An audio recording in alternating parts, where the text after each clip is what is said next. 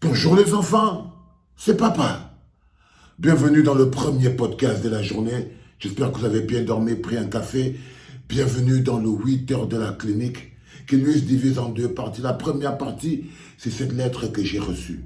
Je reçois des tonnes de lettres, mais celle-là, j'ai voulu la partager avec vous parce qu'elle concerne l'affaire Martinez et elle démontre un peu l'état d'esprit des gens. Donc, on va s'attarder sur cette lettre, on va la décrypter et puis après, derrière, on va venir sur la vidéo des jeunes des Bebda qui ont décidé de prendre le pont des Bebda d'assaut parce qu'ils veulent la justice pour leur frère Martinez.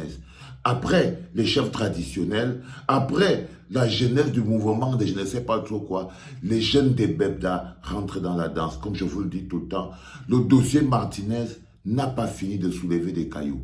Pour le moment, on va donc s'attarder sur cette lettre dont je vous parlais en début de podcast, qui m'a quand même un peu fait mal parce qu'elle est truffée de méchanceté à mon encontre. Grand frère, tu commences à nous saouler avec ton histoire de Martinez Zogo. Et il y en a marre à la fin. Martinez le matin, Martinez à midi, Martinez le soir. Si tu n'as rien d'autre à dire, tu te tais. Tu veux nous montrer que tu aimais Martinez plus que qui? Les likes à tous les prix. Donc, là, mes 3 points et les likes à tous les prix. On va décrypter après. Avec tous les gens qui sont morts au Cameroun seulement cette année, c'est seulement Martinez qui t'intéresse. Tout ça pour les abonnés. Quelle honte. Avant c'était Eto, maintenant c'est Martinez. Toujours à parler de la vie des gens. Tu n'as pas ta vie. Tu es la honte des bêtis. Quand ils vont finir de t'utiliser, ils vont te rappeler que tu es en quoi. Tôt ou tard, tu rentreras au Cameroun. Même ton cadavre, on va fouetter et mettre en prison. Puis me coupe. Je voulais la lire totalement pour que vous la compreniez, pour que je ne puisse pas bugger au niveau du décryptage.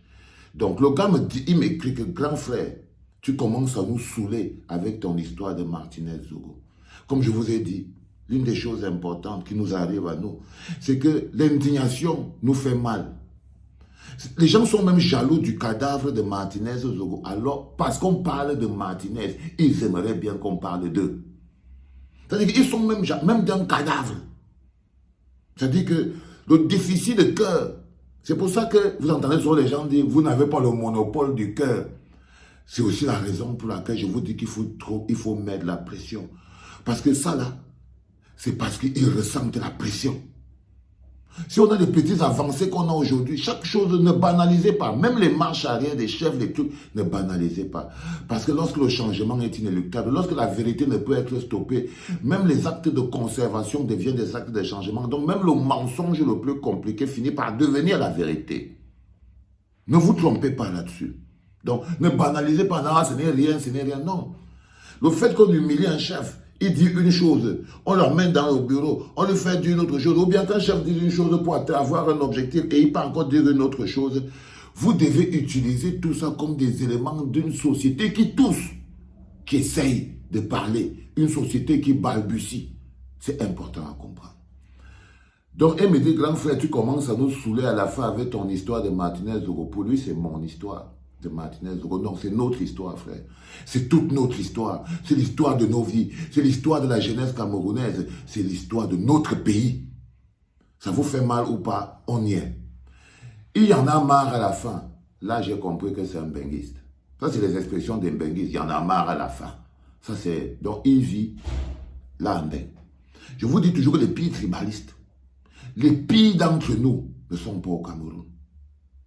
Les pires haineux, les pires rageux, ils sont en Europe, frustrés par le froid et les problèmes. C'est-à-dire que si vous voyez les gens qui insultent le plus, ils sont en Europe. Les gens qui sont dans les débats les plus ridicules, les plus inutiles, les plus humiliants même, c'est-à-dire qu'ils sont en Europe. Ils jouent même le rôle de la diaspora positive. Ils sont là. Ils sont là. Vous les voyez sur Internet pour les histoires de je ne sais pas trop quoi. Donc, c'est eux les pires. Je vous dis bien que pire tribaliste que mbenguiste n'existe pas. N'existe pas. Ils sont où? Mais vous ne pouvez pas, ne mélangez même pas. Ne mélangez même pas. Le mal profond de la société camerounaise vient des gens qui sont là dans la diaspora, les patriotes là, les machins comme ça. Donc, il y en a marre à la fin. Que tu entends la Martinez le matin, Martinez à midi, Martinez le soir, tu n'as rien d'autre à dire, tu te tais. Je ne vais pas me taire. Je ne vais pas me taire, mon frère. Je vais dire ce que j'ai à dire. Et toi, tu ne pourras pas m'en empêcher. Et toi, tu ne pourras pas m'en empêcher parce que chacun fait son travail. Tu veux nous montrer que tu aimais Martinez plus que qui? Les likes, il a fait 3 points de suspension, les likes à tout prix. Ok? Il essaye de me dire et de vous dire. C'est-à-dire qu'il veut insulter. Il ne veut même pas que ce soit le sujet Martinez, l'injustice qui motive. Il préfère dire que ce sont les likes. Il préfère dire que... Il préfère mettre de côté, taire le fait que ce soit Martinez Zogo, son nom. Même le nom de Martinez commence à leur donner les boutons à cette heure-ci. Qu'ils entendent seulement le nom de Martinez, que Martinez, ça commence à les empêcher de dormir. Parce que je peux vous rassurer d'une chose. Ces gens qui ont commis cet acte, ils ne dorment pas. Ils sont éveillés comme des zombies tous les jours, ils ne dorment pas. Quand ce ne sont pas nos voix qui percutent leur cerveau en longueur de journée. C'est le karma du ciel qui les empêche de dormir. C'est le karma du ciel qui les empêche de dormir, les enfants. Et donc il veut m'insulter, dire que tout ce que j'ai fait là, c'est pour les likes. Des likes à tout prix. Avec tous les gens qui sont morts au Cameroun, seulement cette année, c'est seulement Martinez qui t'intéresse. Tout ça, c'est seulement pour les abonnés. Donc avant, c'était d'abord pour les likes. Maintenant, c'est pour les abonnés. L'objectif, c'est de ne pas parler du dossier de Martinez. Ils n'en peuvent plus d'entendre les cris, les pleurs, les larmes de Martinez qui montent. Ils ne comprennent pas qu'on ne passe pas à autre chose. Oui, on a envie de passer à autre chose. Mais pour une fois, on veut démontrer aux gens que le peuple camerounais n'est pas ce dont vous parlez là, qui passe à autre chose, pour un oui ou pour un non. Et là, tu entends, avant c'était Eto'o, maintenant c'est Martinez, vous voyez, il essaie de banaliser. Il compare quelque chose d'aussi grave que l'assassinat d'un journaliste et d'un jeune dans un pays au fanfaronnade de Dadis Camara. L'objectif, c'est de diminuer, de rabaisser l'intensité de la situation qui tourne autour des plaintes du peuple. De rabaisser l'intensité des plaintes du peuple. Tu es la honte des bêtises. Et là, je vous disais, dès que tu entends tu es la honte des bêtises, quand ils vont finir de t'utiliser, ils vont te rappeler que tu es un quoi. Tu vois, vous voyez, j'ai déjà entendu ça, hein, la phrase, j'ai déjà lu ça ici sur mon internet. Oh, quand ils vont finir de t'utiliser, oh, tu es la honte de ceci. Les gens vivent en France. Là, un endroit où on ne parle pas au tribalisme. Les gens vivent en France, aux États-Unis, en Allemagne, en Belgique. Mais ils sont pires que ceux qui vivent en Kanifok, que ceux qui vivent à Yomsoa, ceux qui vivent à Yomkout. Ils sont les pires. La diaspora, c'est les pires. Ça, c'est leur travail. Ça, c'est leur travail que vous voyez là. Parce qu'ils sont nuits comme des cons. Tôt ou tard, tu rentreras au Cameroun. Même ton cadavre, on va fouetter et mettre en prison. Ils vous souhaitent même la pire des choses. Je voulais juste vous lire cette lettre, les enfants, pour que vous compreniez l'état d'esprit. Pas seulement des gens, mais que vous compreniez l'impact. Parce que ne traduisez pas ça comme étant quelque chose qu'on va s'énerver. Non. C'est pour que vous compreniez que la pression que nous mettons en ce moment, la pression que nous mettons en ce moment, d'une manière ou d'une autre, fait bouger les esprits. Peut-être pas les lignes bougent après que les esprits aient bougé. Je suis un homme optimiste. Je crois à mon peuple. Je crois même à mes frères Béti. Je crois à la dignité des Ekambeti. Parce que je suis un Ekambeti. Et je suis un homme d'une dignité. Et je sais que des comme moi, il y en a des milliers. Ce ne sont pas seulement ceux que vous voyez là à la télé. Là, je vais vous montrer d'autres Ekambeti qui ne sont pas des chefs de village, qui ne sont pas des jeunes. Après l'humiliation des chefs de village, après le retournement d'un jeune retourné qui est venu se mettre devant la tribune de ça, encore une autre vidéo a circulé, et celle-là aurait dû passer à la télé. Ce sont ces courageux jeunes Ekambeti malgré tout. Et je dis bien, je mets d'abord la lumière. Malgré tout, qui se sont levés et ont envoyé un signal fort que je voulais partager avec vous. Vous avez déjà croisé cette vidéo dans la journée, mais je voulais encore partager avec vous ce signal fort du pont de Bebda, de mes frères et sœurs et Kambeti. Je vais vous envoyer un message tout à l'heure. Pour le moment, je vais montrer au monde que vous n'êtes pas que des poules mouillées, que vous n'êtes pas que des odontolistes. Vous avez une dignité et je sais que vous ne mangerez pas le pain de l'humiliation. Vous ne mangerez pas ça. Mes frères Betty, mes frères Ekambeti, mes frères de Bachenga, mes frères de ça, mes frères d'Okola, je sais, et on se connaît. Et on se connaît, Mininjima, et je vous connais aussi. Et je vous connais aussi. Et je sais qu'aujourd'hui, la honte, vous n'en voulez plus. Et quand un Ekambeti ne veut plus la honte, il devient soldat. Lorsqu'un Betty ne veut plus la honte, il devient un soldat. Restez mobilisés les enfants. Voilà ce que je voulais partager avec vous. Ils ont trop de la vérité. Moi je ne tiens pas ma bouche. Ça ne me suffit pas. On va dans le débat, il faut parler.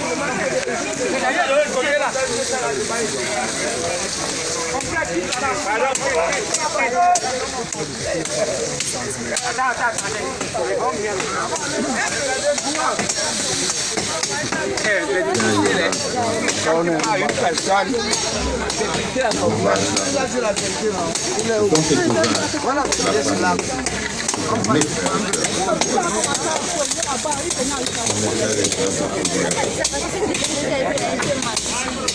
Mais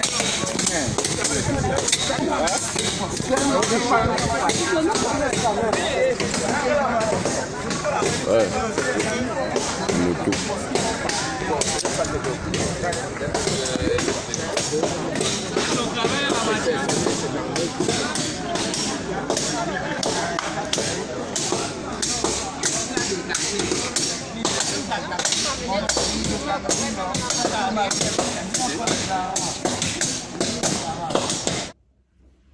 Vous avez regardé avec moi cette vidéo à la suite de la vidéo des chefs traditionnels qui sont d'abord partis sur le lieu du deuil où on a découvert la dépouille.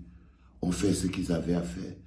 Se sont chiés dessus pour des petites miettes. Se sont retrouvés chez le ministre Ndonso Madngeza. Se sont pris la tête. Et après on a nommé même un Ekambeti. L'office, c'est-à-dire que ce qui est terrible, c'est que pour vous corrompre, jeune Ekambeti, pour vous calmer, ils ont nommé l'office de Ndongo Jean Bernard, qui était déjà lui riche depuis. Quand votre frère vient se placer devant la télé pour dire qu'il remercie Pomba d'avoir nommé l'office de Ndongo Jean Bernard, le bonhomme qui est d'abord lui, depuis qu'il est né avec une cuillère en or dans la bouche.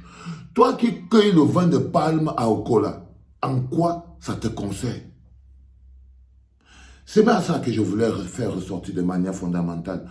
Mais vous, mes frères de la Léquier, je n'ai jamais perdu foi en vous. Je n'ai jamais perdu foi en vous, je vous connais. Je sais qu'au milieu de tout ça, au milieu du respect que vous avez pour vos parents, et je sais que ce respect, il faut qu'il s'arrête. Vous êtes un peuple, vous êtes une jeunesse forte. Je sens votre force dans mon corps parce que je suis votre frère. Je ne peux pas avoir toute l'énergie ici que j'ai dans mon corps et vous n'avez pas cette énergie. Je la sens. Mes jeunes frères Betty, mes jeunes frères Ekambeti, mes jeunes frères Manguissa, Eton. Cette force que je ressens dans mon corps, je la ressens dans votre corps. Vous êtes plus grand que ça. Vous avez une dignité et une histoire forte. Vous avez compris, et je sais que vous comprenez très bien ce qui se passe aujourd'hui et comment c'est que le monde vous voit. Vos parents essayent de vous humilier. Et je crois qu'avec cette vidéo, vous voulez démontrer aux gens que vous ne voulez pas supporter l'humiliation de vos parents. Parce que ce sont vos parents, vos parents à qui vous avez donné tout le respect, pour qui vous êtes devenus des colleurs d'affiches, pour qui vous êtes devenus des cueilleurs de vin de palme, pour qui vous êtes devenus que des votes. C'est pour que vous marchez dans le village avec les babouches, vous conduisez la moto pendant qu'on nomme encore le fils de Ndongé Souma, Jean Bernard. Pendant qu'on nomme encore le fils de Ndongé Souma, Jean Bernard, vous êtes toujours sur les patins à boire le vin de palme et à dire merci à Pambomba. L'argent qui entre dans le fils de Ndongé Souma. Ndongé Souma est riche. Vous tous, vous avez trouvé Ndongé Souma, le patron de tout le cacao. Et on nomme encore le fils de Ndongé Souma, Jean Bernard, alors que vous êtes là. Vous ne vous énervez pas. Non. Et on envoie quelqu'un pour venir vous insulter. On envoie quelqu'un pour venir vous manquer de respect. C'est-à-dire que le bonhomme qui vient faire son truc de « Oh, nous remercions », c'est pour encore humilier la Léquier. C'est-à-dire que les chefs ont d'abord pris le seau de popo, ils ont versé sur la tête de la jeunesse de la Léquier. Ils sont revenus, ils ont pleuré parce qu'ils n'ont plus aucune dignité chez les chefs. Frères de la Léquier, voici mon dos que je vous donne. Alignez-vous. Frères de la Léquier, soyez le changement que vous devez être. C'est pas chez nous si c'est pas chez nous que le changement réel doit partir. Soyez ce changement. Soyez ce changement. Les gens disent que oh, vous avez aussi posé les arbres sur la route pour avoir aussi chacun son litre de domptol. Hein. Personne ne croit. Ils sont sûrs et certains que, oh, dis donc, laissez les gens tranquilles.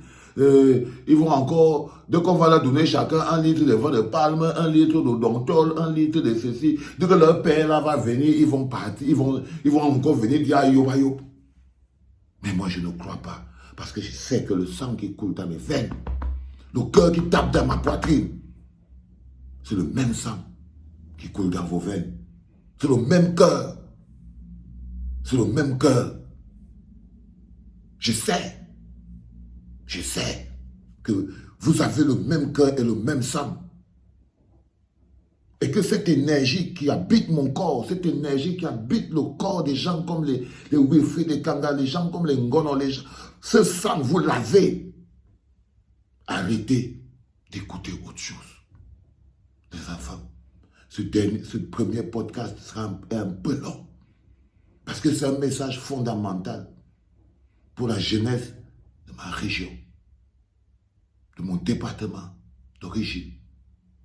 Pour leur dire, soyons à la hauteur de la responsabilité qui est la nôtre. Soyez des hommes. Soyez plus que des hommes. Soyez des soldats. Soyez des gens avec une responsabilité et une dignité. Soyez des hommes, une jeunesse importante. Tabagan, mettez-vous debout. Mettez-vous debout. Le peuple camerounais vous regarde.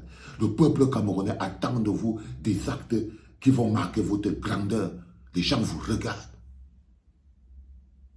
Ne venez pas, ne nous faites pas que 2 jours après on dit.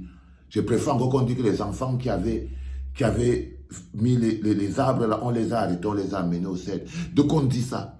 Vous partez 2 mètres plus loin, vous mettez des plus gros arbres. Mais si on entend derrière qu'on les a appelés pour leur donner de l'argent, ce sera encore de la honte. Ce sera encore de la honte. J'ai foi en vous, les enfants. J'ai foi en vous, frères et sœurs. Je sais qu'on peut compter sur vous. Allez, les enfants, on va poster rapidement le premier podcast long, dosé, mais important. C'était papa.